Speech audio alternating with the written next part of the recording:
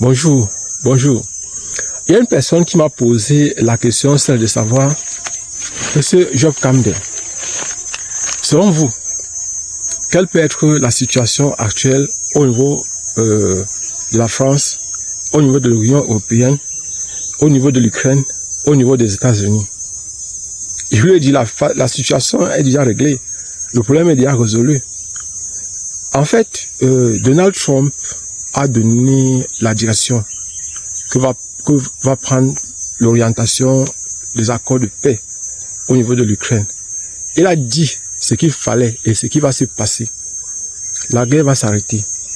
Parce qu'en fait, l'Union européenne veut montrer à la Russie de Vladimir Poutine qu'actuellement, il n'a plus la main mise sur l'Europe.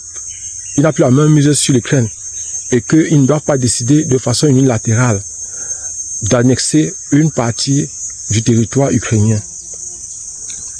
L'Union européenne, les personnes comme Emmanuel Macron, qui prend le devant de la scène pour aller négocier avant l'arrivée de Zelensky au niveau des États-Unis pour le dialogue avec Donald Trump. Ce qu'il ne faut pas oublier, c'est que Vladimir Zelensky avait demandé une rencontre avec Donald Trump. Donald Trump lui a demandé de venir, que lui ne peut pas se déplacer, qu'il vienne aux États-Unis. Et il est venu aux États-Unis. Et vous avez vu comment le dialogue a eu lieu. Comment ça s'est passé. Il n'y a pas eu accord sur place. Et juste après, l'Union européenne, avec Emmanuel Macron placé devant, ils sont allés en Angleterre demander et l'Angleterre a accordé 2 milliards d'euros. 2 milliards d'euros, c'est très peu pour continuer la guerre, parce que s'il faut acheter des drones, de surveillance seulement, les drones de guerre pour frapper la Russie, imaginez un peu les sommes. 2 milliards d'euros, c'est vraiment très peu pour pouvoir même faire la guerre pendant un mois. Il dit c'est très peu parce qu'il faut nourrir les hommes. Il faut acheter des engins, il appelle beaucoup de choses. Donc c'est qu'un chantage qu'ils ont voulu faire, que l'Union européenne a voulu faire. Les dés sont déjà lancés. On sait quelle est l'orientation actuelle du monde. Donald Trump a donné le temps, a donné l'orientation. Il a dit ça part comme ça et ça va aller comme il a dit. Même si l'Union européenne s'agite, même s'ils essaient de bouger, de donner l'impression que les décisions qu'ils vont prendre là, que par exemple ils vont faire partie des accords. Donald Trump a dit, vous ne serez pas là. Je dialogue avec Poutine. Et peut-être je peux encore accepter que l'Ukraine soit là. Mais Volodymyr Zelensky n'est pas quelqu'un qui est soutenu par son peuple. C'est un dictateur. C'est quelqu'un, ça c'est ce que Donald Trump pense, que c'est un dictateur. C'est une personne qui ne veut pas organiser les élections dans son pays. Et il faut savoir que la Crimée, c'est déjà fini. La Crimée est déjà annexée. Donc même si les autres, c'est-à-dire l'Union européenne fait n'importe comment, ça ne sera pas facile pour Vladimir Poutine d'abandonner la Crimée. Parce qu'il ne faut pas oublier que c'est un territoire qui est aussi rusophone. Ils ne sont pas rusophobes, ils sont rusophones. C'est-à-dire que ce sont des personnes qui parlent aussi le russe. Et qui voudraient, si ça ne dépendait que d'eux, s'allier plus à la Russie qu'à l'Ukraine. Donc, c'est vrai qu'il y a aussi les territoires du Donbass. Ce sont des territoires qui sera difficile, par exemple, à la Russie d'abandonner. Et ça, il faut le savoir. Donc, en fait, en ce qui concerne le sort de la France est actuellement à genoux. J'ai dit dans une précédente vidéo, la France est actuellement sauvagement endettée. Et vous avez vu dernièrement, par exemple, je vais vous faire passer la vidéo, où par exemple, la partie du Mali qui était occupée par la France et que les rebelles attaquaient constamment. On a découvert, donc les Maliens ont découvert qu'il y avait l'exploitation d'une bonne quantité d'or, une bonne exploitation des gisements, qui avait par exemple des pipelines qui quittaient du Mali pour l'Algérie. Et ça, c'était installé certainement par la France. Et la France, sous couvert.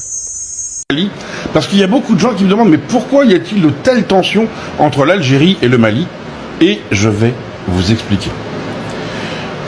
Comme vous le savez, le Mali, quand il était plus ou moins sous la coupe de la France, jusqu'à il n'y a pas très très longtemps, hein, faut pas se mentir, eh bien le Mali était parmi les pays les plus pauvres, alors que son sous-sol regorgeait de gaz et de pétrole.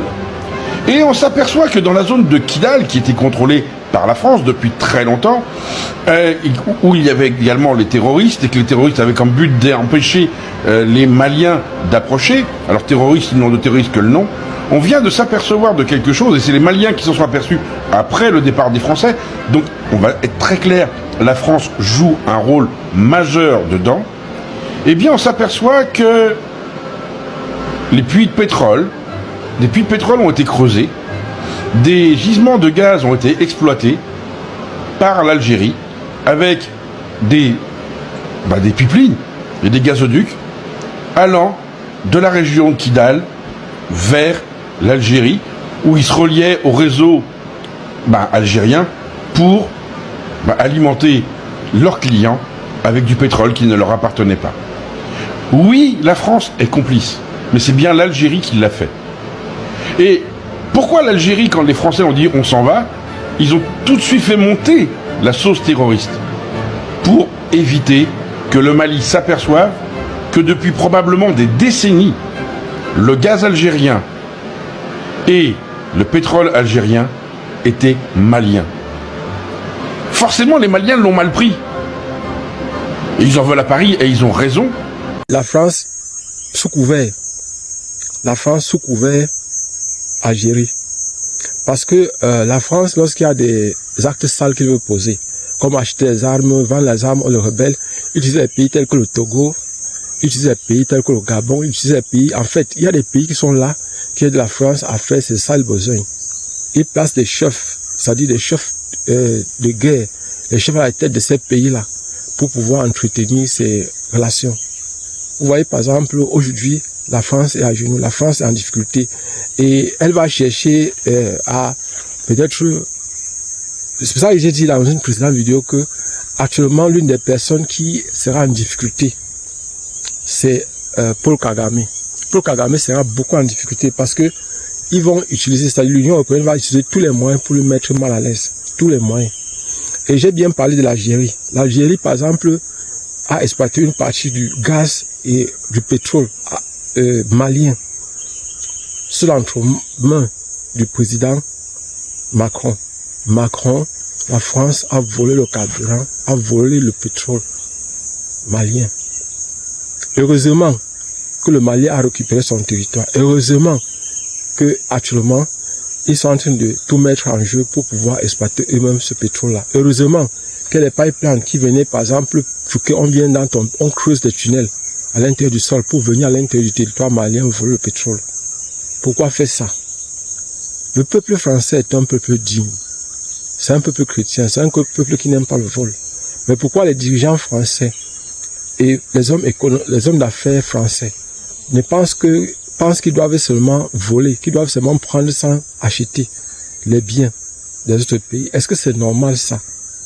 Peuple français, demandez à vos dirigeants, demandez des comptes à vos dirigeants. Pourquoi est-ce qu'ils font ça? Pourquoi est-ce qu'ils deviennent des bandits, des voleurs, des personnes qui viennent prendre les biens des autres sans pouvoir acheter? Ils veulent organiser des rébellions tout le temps pour pouvoir dissiper les biens des pays pour rien, gratuitement aux rebelles. Mais est-ce que vous trouvez ça normal, peuple français? Vous devez poser ces questions qu'on vous pose à vos dirigeants. C'est vrai, on va dire que c'est l'Algérie. L'Algérie n'a rien à voir là-dedans. La France avait occupé cette partie-là et la France savait que l'Algérie était en train d'exploiter. La France a couvert l'Algérie comment? C'est la France qui est en train d'exploiter, ce n'est pas l'Algérie. La France, lorsqu'elle veut faire ses sales besoins, elle utilise les pays, comme j'ai dit tout à l'heure là. Abonnez-vous et partagez au maximum cette vidéo. Je crois que, en ce qui concerne l'Ukraine, les dés sont lancés. Et les choses vont aller en avant. Les États-Unis ont donné le temps. Et actuellement, si l'Union européenne est affaiblie, ils ne vont pas participer au dialogue, peu importe ce qu'ils vont faire. Et même s'ils doivent donner, par exemple, le président Zelensky a donné l'impression qu'il voulait écouter plus l'Union européenne.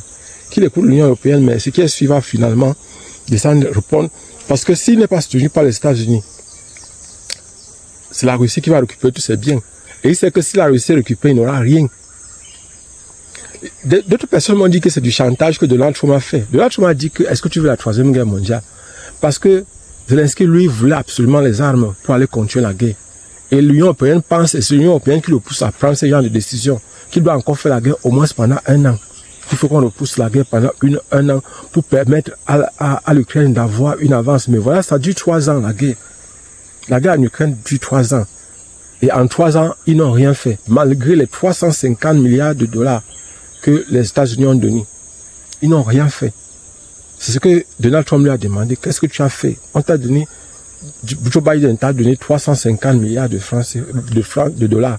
Qu'est-ce que tu as fait avec ces 350 milliards de dollars? Tu n'as pas changé le cours de la guerre. Tu n'as pas gagné. Maintenant, là, tu veux encore les armes pour aller... Tu veux la troisième guerre mondiale? Parce que, en fait, Zelensky voulait absolument les armes pour pouvoir aller encore contre-attaquer, pour pouvoir aller attaquer la Russie. Et cette fois-ci, il veut en découdre. Or, je ne sais pas pourquoi l'Union européenne, il y a des personnes, des pays qui ont bien les armes à longue portée. La France en possède. Il y a les pays là qui en possèdent. Pourquoi ils veulent absolument que ce soit les États-Unis qui viennent donner? Pourquoi eux-mêmes ils ne peuvent pas donner les armes à longue portée? Pourquoi absolument les États-Unis? L'Union européenne possède des armes de longue portée. Pourquoi est-ce qu'ils ont peur? Ou bien ils ont peur d'une confrontation directe. Ils ont peur que, par exemple, Vladimir Poutine peut décharger une bombe atomique chez eux. Donc, ce sont les États-Unis. Donald Trump n'est pas un type bête. C'est un type qui a dit qu'il est contre la guerre. Et véritablement, il est en train de tout faire pour résoudre les problèmes des conflits partout dans le monde et actuellement, d'ici quelques temps, certainement, pour la RDC, je suis sûr que le problème qui se pose actuellement à l'Est de la RDC sera résolu dans quelques temps. Donc, voilà ce que je pense pour moi, en ce qui me concerne du conflit en Ukraine. Le conflit est presque fini. Dans les jours qui viennent, il y aura une entente entre la Russie et l'Ukraine. Les États-Unis se sont déjà entendus avec la Russie là-dessus. C'est-à-dire sur comment, par exemple, quelles sont les clauses. Parce qu'il fallait d'abord voir la Russie lui demander que bon, ton problème c'est quoi? Qu'est-ce que si on t'accorde, ça va aller? Jusqu'où? Parce que c'est ça en fait, pour arrêter la guerre.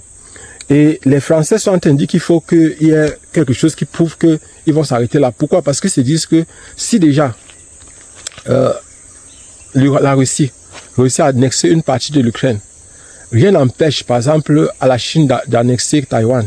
Rien n'empêche les États-Unis d'annexer aussi d'autres territoires qui sont en train de convoiter la Groenland. Ils sont en train de parler dernièrement qui veulent annexer, par exemple, la Groenland. Parce qu'il y a les élections actuellement là-bas. Donc, en fait, ils ont peur que ça ne soit comme une chaîne. Comme ça soit une chaîne, par exemple, de récupération des territoires qui sont, des territoires qui sont discutés. Des territoires qui veulent l'autonomie. Les Européens, donc ça c'est ce qu'ils présentent. On a toujours pensé que l'Union européenne avait donné les armes gratuitement à l'Ukraine. Or, tout le monde sait aujourd'hui que ce n'était pas gratuit. Aujourd'hui, ils cherchent à récupérer l'argent. Et normalement, lorsqu'une personne perd la guerre, elle est obligée de reconstruire l'autre. Donc en fait, normalement, la Russie devait demander à l'Ukraine de reconstruire la Russie, la partie de la Russie qu'elle a eu à détruire. Or, aujourd'hui, le poids de la reconstruction de l'Ukraine sera porté par l'Union européenne. Ils donnent l'impression qu'ils sont fâchés, qu'ils ne sont pas d'accord avec ça. Parce que ça sera maintenant l'occasion de positionner leur truc d'espionnage pour pouvoir espionner le maximum possible l'Ukraine et de pouvoir se remplir les poches. C'est vrai, la guerre les a foirés, la guerre les a ruinés, une bonne partie des pays de l'Union européenne. Mais jusqu'à là, ils ne se découragent pas. Ils veulent toujours continuer la guerre. Ils veulent encore que les États-Unis financent. Or, eux-mêmes, ils ont les moyens pour pouvoir financer. On va continuer cette vidéo prochainement. Inch'Allah, on se voit prochainement.